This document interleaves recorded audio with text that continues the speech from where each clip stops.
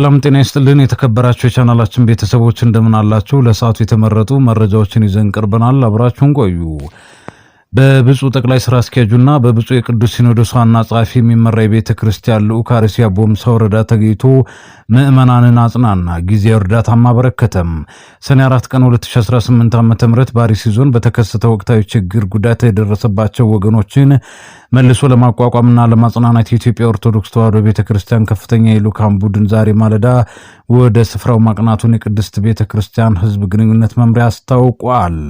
ይህ ጉዞ የተደረገው የቅዱስ ሲኖዶስ ቋሚ ኮሚቴ በወሰነው መመሪያ መሰረት ሲሆን ልዑካኑ የጠቅላይ ቤተ ክህነት ዋና ስራ አስኪያጅና የቅዱስ ሲኖዶስ ዋና ጸሐፊ በጋራ መርተውታል። ልዑካን ቡድኑ በቦምሳ ወረዳ በሚገኘው የትንሣኤ ብርሃን ደብረ ገነት መድኃኔዓለም ቤተክርስቲያን በመገኘት ከተጎጂ ምዕመናን ጋር ቀጥተኛ ውይይት አድርጓል።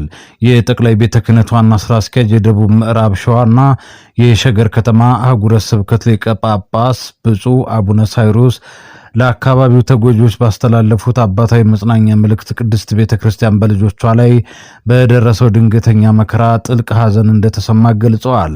ሕይወታቸውን ላጡ ወገኖች እግዚአብሔር አምላክ መንግሥተ ሰማያትን እንዳወርስ ለቤተሰቦቻቸው ደግሞ መጽናናትን እንዲሰጥ የዘወትር ጸሎታቸው መሆኑን ጠቅሰው የተቃጠሉ አብያተ ክርስቲያናትን መልሶ ለመገንባትና የተፈናቀሉትን በዘላቂነት ለማቋቋም የሚያስችል አብይ ኮሚቴ በጠቅላይ ቤተ ክህነት ደረጃ ተዋቅሮ ወደ ስራ መግባቱን ይፋ አድርገዋል።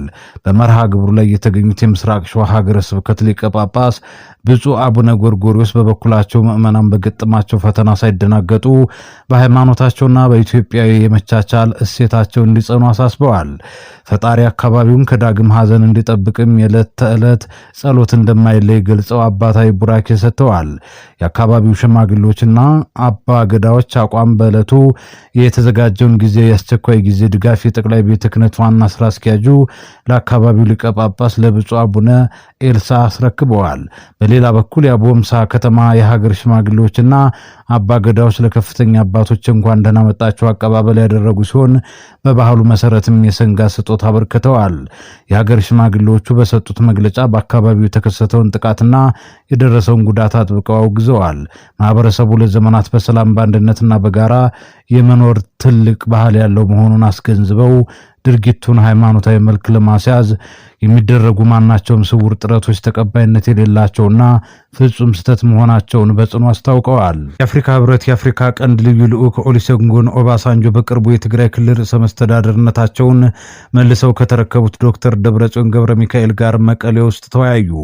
የ89 ዓመቱ የቀድሞ የናይጄሪያ ፕሬዚዳንት ወደ መቀሌ የተጓዙት የኢትዮጵያ ፌዴራል መንግስትና ህዝባዊ ወያኔ ሓርነት ትግራይ ህወሓት የተፈራረሙትን ግጭት የማቆም ስምምነት አፈጻጸም የመከታተል ኃላፊነት የተጣለባቸውን ወታደራዊ ባለሙያዎች አስከትለው ነው።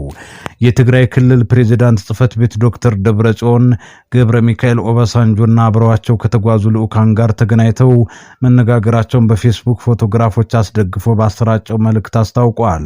ከቅርብ ወራት ወዲህ የኢትዮጵያ ፌዴራል መንግስትና የህወሓት ልዩነት እየተካረረ ነው። ህወሓት ከጳጉሜ 2012 በተካሄደው ምርጫ የተቋቋመ የክልል ምክር ቤቱን ወደ ስራ በማስመለስ ደብረጽዮን ርዕሰ መስተዳድርነቱን እንዲረከቡ አድርጓል። ኦሉሴጉን ኦባሳንጆ ለአፍሪካ ቀንድ ሰላምና መረጋጋት የአፍሪካ ህብረትን ጥረት እንዲደግፉ በህብረቱ ኮሚሽን ሊቀመንበር መሐሙድ አሊ ዩሱፍ ዳግም የተሾሙት ከአንድ ወር ገደማ በፊት ነበር። መገፋት ደጉ ኦማር አልታን ከዓለም ዋንጫው የተባረረው ሶማሊያዊ ዳኛ ከየአቅጣጫው ድጋፍን እያገኘ ነው። አሜሪካ ደርሶ የተሟላ ዶክመንት ይዞ ከ11 ሰዓት አስቂ ምርመራ በኋላ ወደ መጣበት እንዲመለስ አላግባብ የተወሰነበት የ2025 የካፍ ምርጡ ዳኛ ከታዛዦቹ ተቋማት ፊፋና አህጉር የአፍሪካ እግር ኳስ ፌዴሬሽን ካፍ የሚሟገትለት ቢጠፋም የአውሮፓ እግር ኳስ ማህበር በመጪው ነሐሴ ወር የሚካሄደውን የፔዥና ቪላ የአውሮፓ ሱፐር ካፕ ዋንጫን እንዲመራ ተጋብዟል።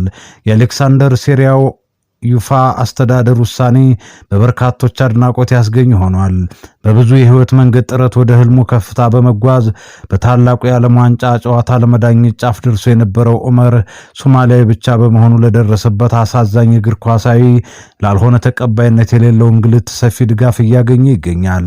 በተቃራኒው በተለይ እግር ኳስን እንጠብቀዋለን ብለው ራሳቸው ጠባቂ በሚያስፈልጋቸው የዓለም አቀፉ የእግር ኳስ ማህበር ፊፋና ካፍ በጉዳዩ ዙሪያ ጆሮ ዳባ ልበስ ማለታቸው ከተቋማቱ ገንዘብ ላይ ከተቀመጡ እግር ኳስን መለስን እንጠብቀዋለን ብለው ራሳቸውን ጠባቂ ከሚያስፈልጋቸው መሪዎች ባህሪ አንጻር የሚጠበቅ ተብሏል። የዓለም ዋንጫውን እንጂ ዓለምን መርጣ ያልፈለገችው አሜሪካ ሰሞናዊ የዓለም ዋንጫው ቡድኖች፣ ተጫዋቾች፣ ዳኞች፣ ደጋፊዎች፣ የተለያዩ ኦፊሻሎች ላይ እያሳየች ያለው ከስፖርት የጋራ አንድነት መንፈስ የራቅ አስቀያሚ ተግባርን በዝምታ እየተመለከተ ያለው ፊፋ ከምሽቱ የዓለም ዋንጫ መክፈቻ በፊት አጠቃላይ የወርልድ ካፕ ቫይብ ይጠብቅ የነበረ ደማቅ ድባብን የረበሸ ሆኗል።